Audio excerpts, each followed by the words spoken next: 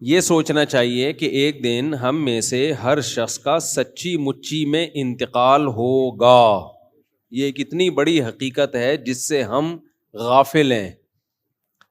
دیکھو، کسی کی موت زندگی کوئی بہت بڑا واقعہ نہیں ہے. یہ دنیا چل رہی ہے اسی پہ. پبلک پیدا ہو رہی ہے اور پلیٹ فارم سے جب پرانی گاڑی نکلتی ہے تو نئی گاڑی آتی ہے. یہ تو چلتا رہے گا. لوگ مرتے رہیں گے، جیتے رہیں گے. خلق الموت والحیات، قرآن کہتا ہے میں نے موت اور زندگی کو پیدا کیا. ہم لوگ اس کو بہت اہمیت دیتے ہیں، لیکن اللہ کہتا ہے یہ ہوگا بھائی. پیدا اسی لیے کیا ہے، مارنے کے لیے. سب مریں گے، سب کی نیوز چلیں گی.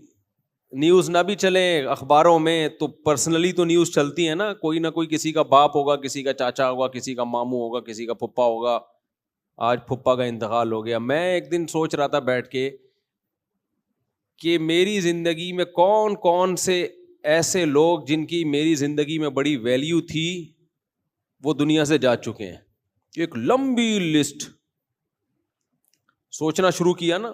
ہمارے پڑوس میں رہتے تھے ہمارے والد صاحب کے دوست، علاقے کے کونسلر بھی تھے. اسلام صاحب نام تھا ان کا، بہت اچھی پرسنالٹی تھی. ہم ان کے گھر جایا کرتے تھے، کھیلا کودا کرتے تھے. ایک دن خبر آئی اسلام صاحب کا انتقال ہو گیا، ہارٹ اٹیک ہو گیا. ارے بھائی، اتنی بڑی خبر تھی ہمارے لیے وہ. یار ابھی تو کل تو بیٹھے ہوئے دیکھا تھا ان کو، ان کے بچے بھی، ان کے بیٹے بھی. توقع نہیں تھی ان کو. بہت سخت اسٹریس میں گئے، ڈپریشن میں گئے. تھوڑے دنوں میں اجمیری بھائی ہمارے پڑوس میں رہا کرتے تھے، ہٹے کٹے جوان آدمی تھے، بالکل فٹ فاٹ، 35 سال عمر ہوگی. میں تھا، مجھے اطلاع آئی کہ بھائی اجمیری بھائی کا انتقال ہو گیا. بھائی ہم نے کہا اجمیری بھائی کا ہو نہیں سکتا انتقال یار، اجمیری بھائی تو فٹ فاٹ. نہیں جی انتقال ہو گیا. کیسے ہوا جی؟ ہارٹ اٹیک ہو گیا. ہماری گلی میں ہی سامنے شوکت بھائی رہا کرتے تھے، بہت لمبا قد تھا ان کا.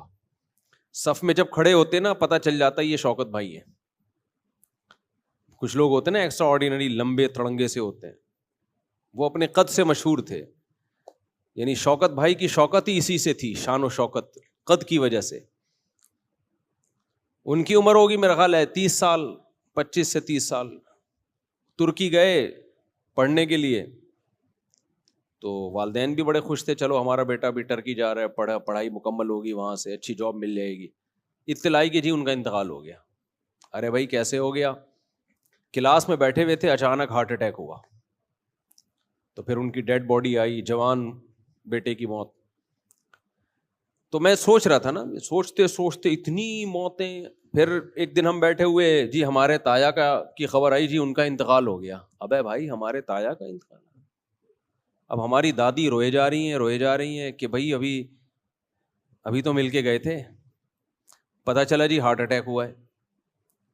اچھا، میرے والد صاحب اور میرے تایا میں بڑی محبت تھی. تو جب تایا کو دفنایا ہے تو میرے والد صاحب کو بہت رونا آ رہا تھا قبر پہ. 2-3 سال کے بعد والد صاحب کا انتقال ہو گیا. بعض دفعہ آپ میت پہ رو رہے ہوتے ہیں، آپ کو نہیں پتا ہوتا 2-4 سال کے بعد کس کا نمبر ہے بھائی؟ ہمارا نمبر ہے. 2-4 سال زیادہ ٹائم نہیں ہے. اچھا، اسی کے درمیان ہماری دادی کا بھی انتقال ہو گیا. خبر آئی جی ہماری والدہ کی پھوپھی کا انتقال ہو گیا. خبر آئی جی ہمارے فلانے کا انتقال ہو گیا، ڈمکانے کا انتقال ہو گیا، یہ ہو گیا. گلی محلے میں جنازے اٹھتے اٹھتے اٹھتے اطلاعی کہ جی ہمارے مولوی صاحب کا انتقال ہو گیا، جو پوری کمنٹری کرتے تھے، جنازہ آ رہا ہے، جنازہ جا رہا ہے. ہزاروں جنازے پڑھائے انہوں نے، لیکن ہمیں اطلاع ملی کہ جی مولانا صاحب کا انتقال ہو گیا. دھچکا لگا ہمارے دل پہ، کیونکہ کئی سال ان کے ساتھ 30 سال ہم نے ان کے ساتھ گزارے تھے. 30 سال انسان کسی کے ساتھ گزارتا ہے، محبت ہو جاتی ہے اس سے. انتقال ہو گیا. تو اتنے جنازے اتنے ایکسیڈنٹ. ہمارے جامعہ کے ایک استاذ، ہمارے بڑے کلاس فیلو، بہت کلوز، ایک دن اطلاعی ان کا انتقال ہو گیا. بھائی ابھی تو کل تو گپ شپ لگا کے گئے جی کار کا ایکسیڈنٹ ہوا ہے، جی انتقال ہو گیا. میں نیو کراچی میں امام تھا، ایک بزرگ تھے بڑے زبردست، ان سے ہم نے بیان کروایا. بڑا پیارا بیان کرتے تھے، بڑے اللہ والے بزرگ تھے. اگلی دفعہ میں نے رابطہ کیا، پتا چلا جی انتقال ہو گیا. ابے بھائی کیسے انتقال ہو گیا؟ جی وہ اندرون سندھ کہیں گاڑی میں جا رہے تھے، ایکسیڈنٹ ہوا، انتقال ہو گیا. تو انتقال پر گورنمنٹ کی طرف سے کوئی پابندی بولو نہیں.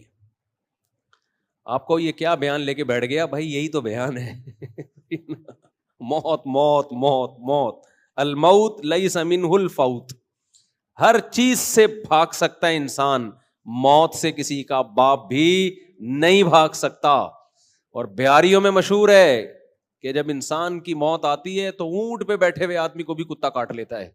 حالانکہ کوئی تک نہیں بنتا. کنوینس کا کتنا بڑا پرابلم ہے آپ سوچو. کتے کے لیے کنوینس کے بغیر اونٹ تک پہنچنا آسان ہے؟ کس قدر پرابلم کی چیز ہے نا. لیکن کتا پہنچ جاتا ہے بغیر کنوینس کے.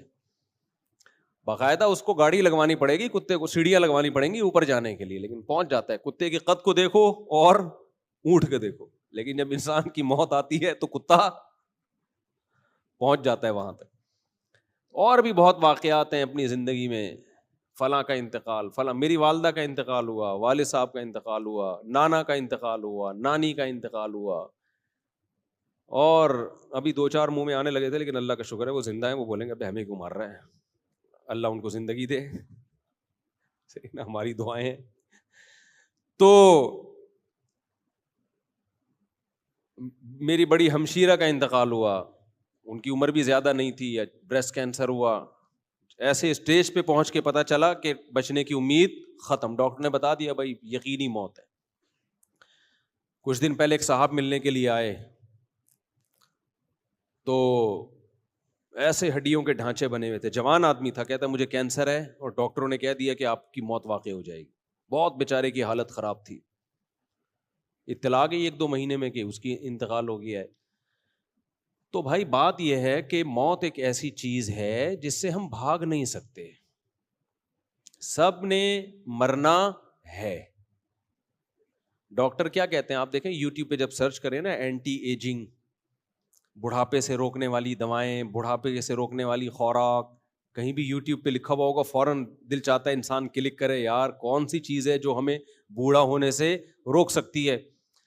تو ساری دنیا کے سارے ڈاکٹر، سارے حکیم اس پر متفق ہیں کہ آپ بڑھاپے کے پروسیس کو سلو کر سکتے ہو، بریک بولو نہیں لگا سکتے. یہ نہیں ہو سکتا کہ بڑھاپے کو آپ نے بریک لگا دی، روک دیا. نہ یہ ہو سکتا ہے کہ آپ نے 60 سال میں بوڑھا ہونا تھا تو بہت زیادہ صحت کا خیال کیا تو اب 70 میں بوڑھے ہو رہے ہو.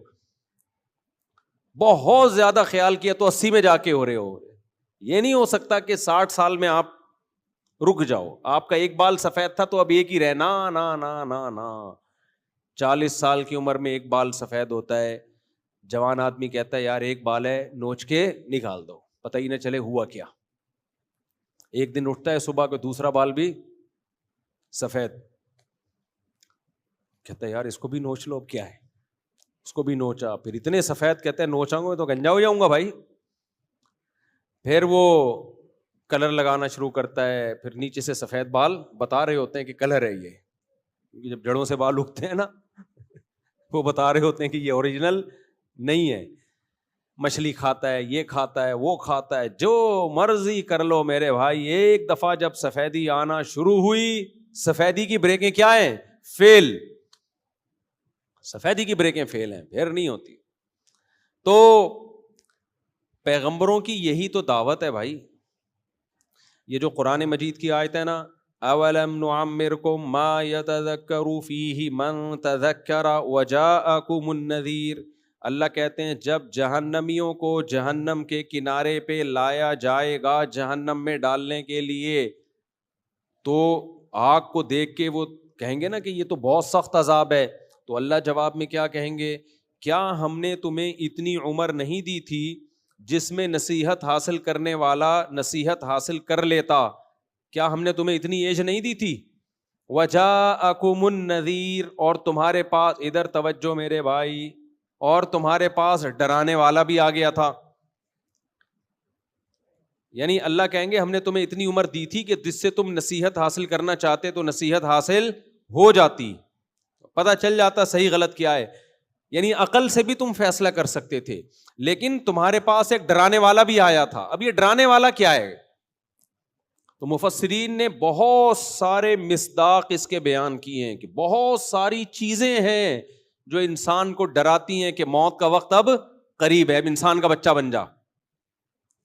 فرمایا ان میں نذیر میں نبی صلی اللہ علیہ وسلم بھی ہے، نبی نے آ کے ہمیں ڈرایا بھی ہے، خوشخبریاں بھی دی ہیں. ان میں بڑھاپا بھی ہے، اور علماء نے اس میں لکھا ہے اس نذیر جو قرآن نے کہا نا تمہارے پاس ڈرانے والا آیا، اس میں سفید بال بھی ہیں.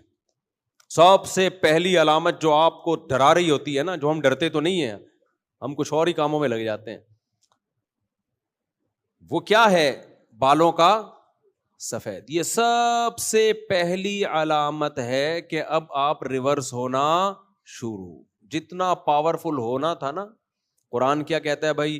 ہم نے ثم یخرجکم طفلا، اللہ جب تمہیں ماں کے بطن سے نکالتے ہیں تم کمزور ہوتے ہو. خلقکم من ضعف، کمزوری میں بنایا اللہ نے تمہیں، بہت کمزور.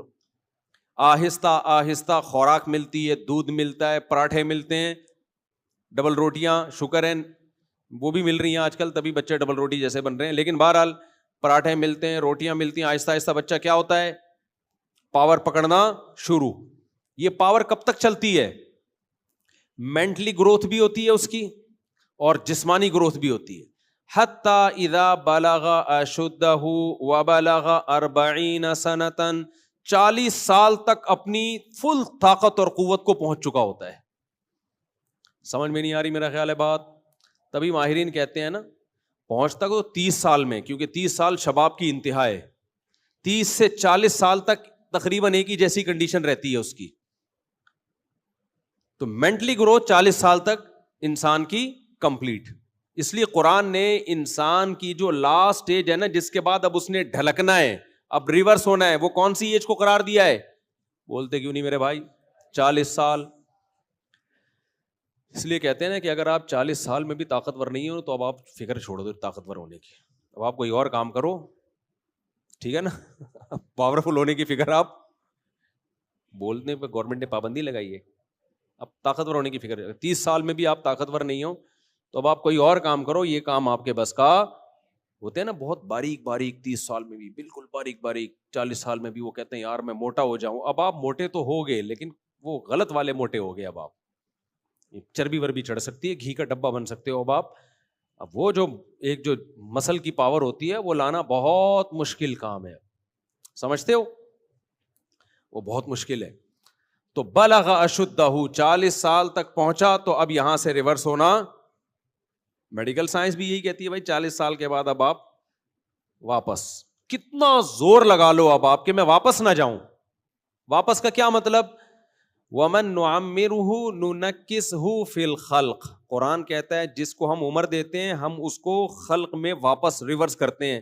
ریورس میں طاقتور ہوگا یا کمزور ہوگا؟ کمزور، دماغی کمزوری بھی، جسمانی کمزوری بھی. تو واپس تبھی آپ دیکھو جب انسان واپس ہونا شروع ہوتا ہے، کمر جھکنا شروع. بچپن میں کیسے چلتا تھا؟ بچے جب چلتے ہیں نا، ایک پاؤں ادھر جا رہا ہے ایک پاؤں. ہمارے ایک ریلیٹیو آئے جو بڑے، میں نے ایک دور میں دیکھا تھا ان کو 15-20 سال پہلے، بڑے ینگ جوان نا، فٹ فاٹ. تو اب آئے کچھ دن پہلے، اب ہمارے گھر کی سیڑھیوں پہ چڑھ رہے ہیں تو ایک پاؤں ادھر کو جا رہا ہے ایک پاؤں. میں نے کہا یہ آپ چڑھ کیسے رہے ہیں؟ کہہ رہے ہیں بس یار وہ دن گئے. کہہ رہے ہیں وہ دن گئے، اب تو ایسا ہی ہے. اور ہر اسٹیپ پہ آواز بھی نکل رہی ہے، زور لگتا ہے نا، آہ کی آواز آتی ہے. وہ ایک بوڑھا آدمی کہیں چلتا ہوا جا رہا تھا، کہیں ٹھوکر لگی تو اس کو اپنی جوانی یاد آئی نا.